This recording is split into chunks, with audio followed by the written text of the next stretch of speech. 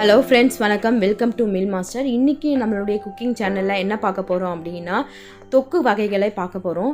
இது வந்து ரொம்ப யூஸ்ஃபுல்லான ஒன்று. முக்கியமாக வேலைக்கு போகிறவங்களுக்கு ரொம்ப ரொம்ப பயனுள்ளதாக இருக்கும்.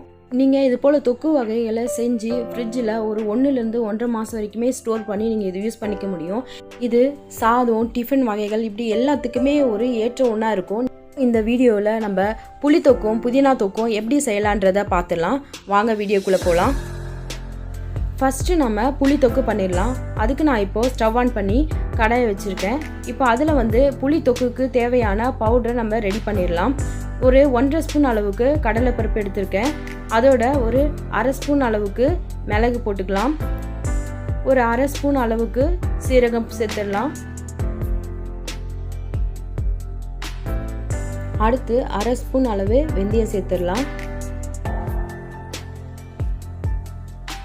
இதுக்கப்புறம் ஒரு 4 வரமிளகாய் சேர்த்துடலாம். 1 ஸ்பூன் ஏன் சேர்த்துடலாம். இது எல்லாத்தையும் சேர்த்து நம்ம ஒரு பொன் வறுவலாக வறுத்து எடுத்துக்கலாம். அதிகமான தீயில நீங்கள் வறுக்க வேணாம், ஒரு மிதமான தீயிலே வச்சு பொன் வறுவலாக வறுத்து எடுத்துப்போம். இப்போது வறுத்து எடுத்ததை நம்ம மிக்ஸி ஜாரில் சேர்த்து கொஞ்சம் குறைன்னு அரைச்சி எடுத்து வச்சிடலாம். அதுக்கப்புறம் நம்ம புளி சாதம் செய்யறதுக்கு நான் ஒரு எலுமிச்சை பழ அளவுக்கு, அதோட கொஞ்சம் பெருசே நான் ஒரு புளி உருண்டை எடுத்து வச்சுருக்கேன். அதோட நான் வெந்நீர் சேர்த்து கொஞ்சம் நேரம் ஊற வச்சிடலாம். இப்போது ஊற வச்ச புளியை நல்லா கரைச்சி வடிகட்டி அந்த தண்ணியை நம்ம எடுத்து ஒரு கடாயில் சேர்த்துடலாம். இப்போ ஸ்டவ் ஆன் பண்ணிக்கலாம். இதுக்கப்புறம் இந்த புளி தண்ணியோட ஒரு 1/2 ஸ்பூன் மஞ்சள்தூள் சேர்த்துருக்கேன். இதோட வெல்லம் கொஞ்சம் ஒரு சிறிய துண்டு அளவுக்கு நம்ம சேர்த்துடலாம். நல்லா இந்த தண்ணி வந்து நல்லா கொதிக்கணும். கொதித்து நல்லா சுண்டி ஒரு திக்கான பக்குவத்து வர வரைக்கும் நம்ம இதை கொதிக்க விடுவோம். பாருங்கள், இப்போ நல்லா திக்காக சுண்டி வந்திருக்கு. இப்போ இந்த டைமில் நம்ம இந்த புளி தண்ணி எடுத்து தனியாக வச்சுருவோம். இப்போது அடுத்தது நம்ம இந்த புளி சாதத்தை நம்ம செய்யறதுக்கு தாளித்து எடுத்துக்கலாம். அதுக்கு நான் ஒரு கடாயில் 50 கிராம் நல்லெண்ணெய் எடுத்து வச்சுருக்கேன். இதுக்கப்புறம் நம்ம 1 ஸ்பூன் கடுகு சேர்த்துடலாம். அதோட ஒரு 1/2 ஸ்பூன் சீரகம் சேர்த்துடலாம். அதுக்கப்புறம் இதோட நம்ம வரமிளகா ஒரு 4-5 கிள்ளி எடுத்து வச்சுருக்கேன். அதையும் நம்ம இதோட சேர்த்துடலாம். அதுக்கப்புறம் 1 ஸ்பூன் கடலைப்பருப்பு எடுத்து வச்சுருக்கேன். அதையும் சேர்த்துடலாம். அதுக்கப்புறம் ஒரு 2 கொத்து கருவேப்பிலையை எடுத்து வச்சுருக்கேன். அதையும் நம்ம சேர்த்துடலாம்.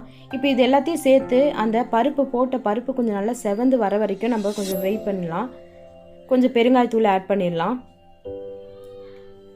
இப்போ பார்த்தீங்கன்னா நல்லா அந்த பருப்பு ஓரளவுக்கு நல்லா செவந்து வந்திருக்கு பாருங்கள்.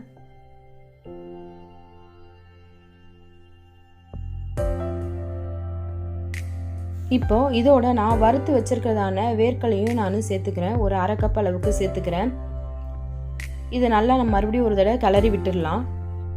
இப்போது இந்த நேரத்தில் நம்ம புளி தண்ணியே சேர்த்துடலாம். இது சேர்க்கும் போது கொஞ்சம் பார்த்து செய்யுங்க. ரொம்ப சூடாக இருக்கிறதுனால மேலே தெரிக்காமல் பார்த்துங்க. அதுக்கப்புறம் நான் பொடி பண்ணி வச்சுருக்கிறதான அந்த தூளியும் இதில் சேர்த்துடலாம். இப்போ இது எல்லாத்தையும் சேர்த்து நம்ம கொஞ்சம் நேரம் இது மாதிரி கிளறி விட்டுடலாம். இதுக்கப்புறம் இதுக்கு மேலே ஒரு மூடியை போட்டு நம்ம ஒரு 2 நிமிஷம் நம்ம இதை வச்சு எடுத்துடலாம். ஒரு 2 நிமிஷம் ஆயிடுச்சு. எண்ணெயும் நல்லா தனியாக பிரிஞ்சு வந்திருக்கு பாருங்கள். இப்போ இந்த நேரத்தில் நான் வந்து 1/2 ஸ்பூன் உப்பு சேர்த்துக்கிறேன். இது வந்து டேஸ்ட்டுக்கு உங்களுக்கு வேணும்னா இன்னும் கூடுதலாக சேர்த்துக்கலாம். ஆனால் நீங்கள் சாதம் கிளறும் போது சேர்த்திங்கன்னா ரொம்ப நல்லாயிருக்கும். அதனால் இப்போ நம்ம இந்த தொக்குக்கு தேவையான உப்பை மட்டும்தான் நம்ம இதில் சேர்க்குறோம். இப்போ இந்த புளி தொக்கை நம்ம வேறு ஒரு பவுலுக்கு ட்ரான்ஸ்ஃபர் பண்ணி கொஞ்சம் ஆற விட்டுடலாம். ஆற வச்சு நீங்கள் ஒரு ஏர்டைட் கண்டெய்னரில் போட்டு வச்சுக்கிட்டிங்கன்னா எப்போ வேணாலும் யூஸ் பண்ணிக்கலாம். அடுத்து நம்ம இப்போ என்ன பார்க்க போகிறோன்னா புதினா தொக்கு எப்படி செய்யலான்றதை பார்க்கலாம். அதுக்கு நான் ஒரு கட்டு புதினாவை நல்லா கழுவி சுத்தம் பண்ணி எடுத்து வச்சுருக்கேன்.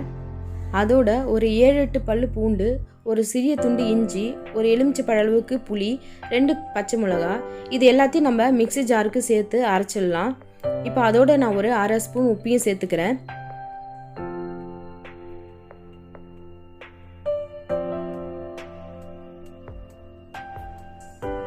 இப்போது மிக்ஸியில் நான் அரைச்சி நல்லா இது போல் எடுத்து வச்சுருக்கேன். இப்போ இது தனியாக எடுத்து வச்சிடலாம். அதுக்கப்புறம் இந்த புதினா சாதத்தை தாளிச்சிடலாம்.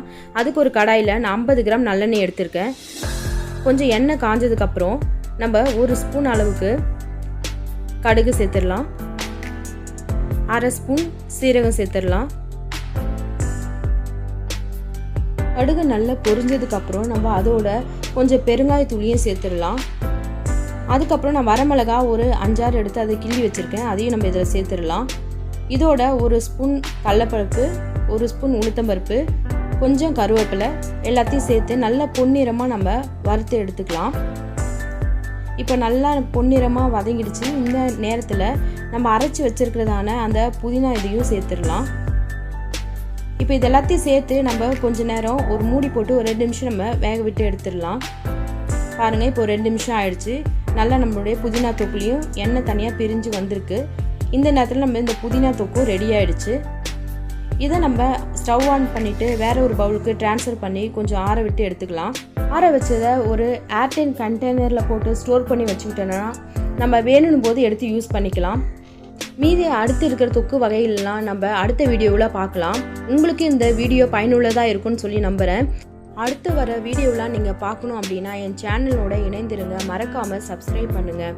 தேங்க்ஸ் ஃபார் வாட்சிங்.